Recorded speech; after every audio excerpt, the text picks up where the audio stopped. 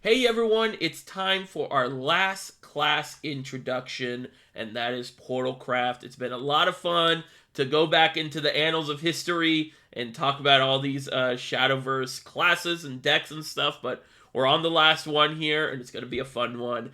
Portal is interesting because I think I've had kind of a love-hate relationship with it from playing for so long. At first, I was like, this class is silly. What's going on? And then, they come out with some cards. I'm like, oh, okay, we're kind of cooking.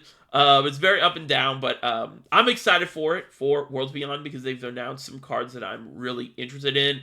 I'm going to go on a hot take and say I think it's one of the stronger classes that we've seen so far. And yeah, let's get into it. What is PortalCraft? Well, PortalCraft is the Puppets and Artifacts deck. Puppets are 0-cost 1/1s that have Rush and die at the end of your turn. In Worlds Beyond, they actually die at the end of your opponent's turn now, which is kind of interesting. And then artifacts are different types of tokens, like this Analyzing Artifact. Analyzing Artifact was a 1-cost 2/1 that when it dies, you draw a card. The issue is artifacts are completely different now in Shadowverse Worlds Beyond, and I really have no idea how it's gonna play. So this video will mostly focus on puppets and that sort of play style that Portal has, because artifacts is gonna be one of those things where we're just going to have to get our hands on it and play it before I'm really able to tell you how it's going to play, right? So this video is going to mostly be about puppets. And yeah, so let's give some example cards. Zwai here, who I do expect to get a card in Shadowverse Worlds Beyond because we have Orcus and we have all of the other characters that are related to Orcus, and Zwai is a very important character to her story. Zwai is a 5-drop 4/4.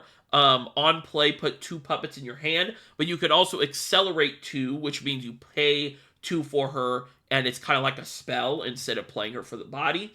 And you're going to summon 2 puppets. And then on evolve, she's going to summon Victoria, which was another puppet token that was a 3/1 with Rush, and then it dealt its damage to something before it struck, so it kind of dealt 6 damage.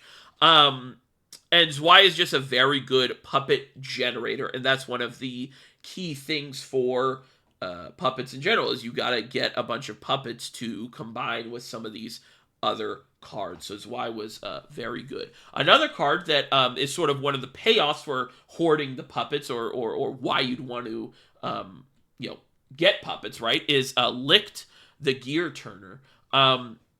He's going to be a 2-drop 1/1 that on place puts a puppet into your hand. And then whenever an allied puppet comes into play, you're going to heal yourself 1. And then on evolve, he also puts another puppet into your hand. So he was a really great way to heal. Puppets, of course, since they have Rush, you can kind of play a slightly control play style because you're going to be able to clear boards more effectively than normal because they cost 0 and they're 1/1 rushes. So he was able to give you some puppets to deal with the board and also heal you, which was really nice. And then we have another sort of payoff to puppets and stuff like that, because of course whenever a puppet dies, it's a dead follower, right? And Misha, this is a late game card, so you might read this and go, whoa, this is nuts.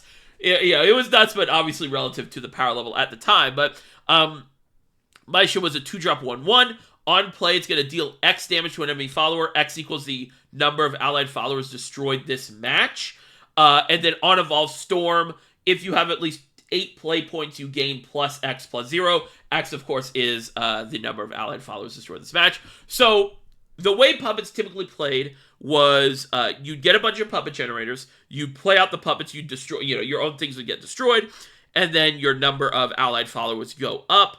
And then you'd have these payoffs that are like, hey, 12 of my things died, so I'm going to be doing 12 damage. Stuff like that.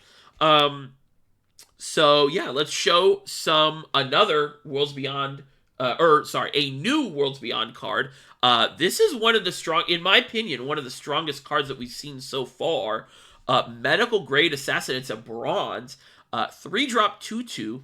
Fanfare, add an enhanced puppet to your hand. Enhanced puppets are 1-drop 3/3 rushes that are also puppets.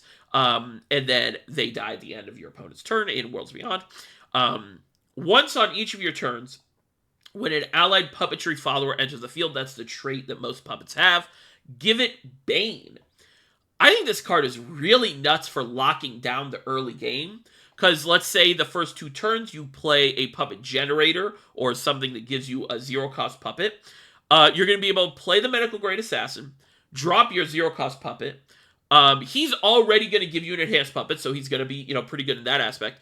And you can clear something on their board. And then if he lives, you get so much value because every time he lives, every turn, you're going to be able to get another puppet that has Bane that can basically insta-kill something.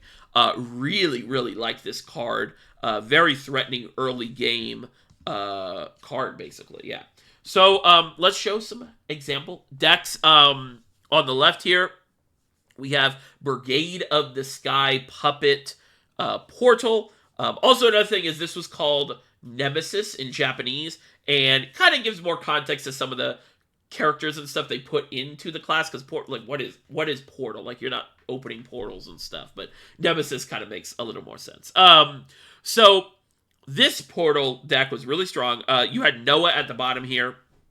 And Noah, what he's going to do is he's going to give you puppets, and then he's going to give Storm and +1 attack to all of your puppets. So he was sort of the late game finisher. You also have cards like Silva, who give your leader basically every time you swing, you deal 1 damage to the opponent's leader. I believe that's exactly how it worked. And then you have Hamlin, which kind of long shot, but I think we might get a Hamlin in Worlds Beyond, because he copied a card in your hand and just gave you an extra copy of it, which was pretty cool. I believe it had to be cost 3 or lower, but that might be from Evolve, because he worked completely differently Evolve. But yeah, so basically this deck was you're hoarding puppets for the big Noah turn, but you also just have a lot of good mid-range tools. And yeah, this was a pretty good card. And then on the right here, we have I believe this is Rebirth of Glory. They had it classified as Artifact Portal. I guess it's a mix of Artifact and puppets, but you had a lot of these puppet generators. But this was more like a Lashena deck. So Lashena is one of the more popular characters in the game. Kind of complicated. I'm not going to go so into it, but she basically gave you some amulets that whenever something died on your field, the amulets would cost less. And then you were able to play those amulets, and they were going to heal you and deal damage to the opponent and the opponent's board. And it was sort of like this end game, like, once I get both amulets on the field, I pretty much win the game. And yeah, so pretty cool deck. I expect Portal to play pretty similarly to the left deck, to the Brigade of the Sky Puppet deck, when we get into the game here in a day here, basically. Just because we see Orcus, we have a lot of these good mid-range puppet cards, like I showed you, the Medical Grade Assassin. And yeah, so that's pretty much how Portal, the deck list for Portal, and how's it going to play. So Portal is typically a mid-range to control deck. In the past with Artifact, it was also very combo-based. But now Artifact just works completely differently, so I don't know if that's going to carry over. And it definitely has a lot of cards with flexible uses, like I kind of showed you. You can have the puppets, you can hoard the puppets for payoff effects later, or use the puppets to sort of deal with the board at the moment. And it typically had a lot of long-turn sequencing, since you're playing a lot of these puppets, you're playing a lot of these things. And of course, back in the day with Artifact, you were playing up to 10 cards a turn sometimes. So yeah. But that is Portal. Thank you guys for watching. I really appreciate it. We finished the class introduction series. It was a lot of fun to go back and talk about all of these classes. And also just looking at the history of the game.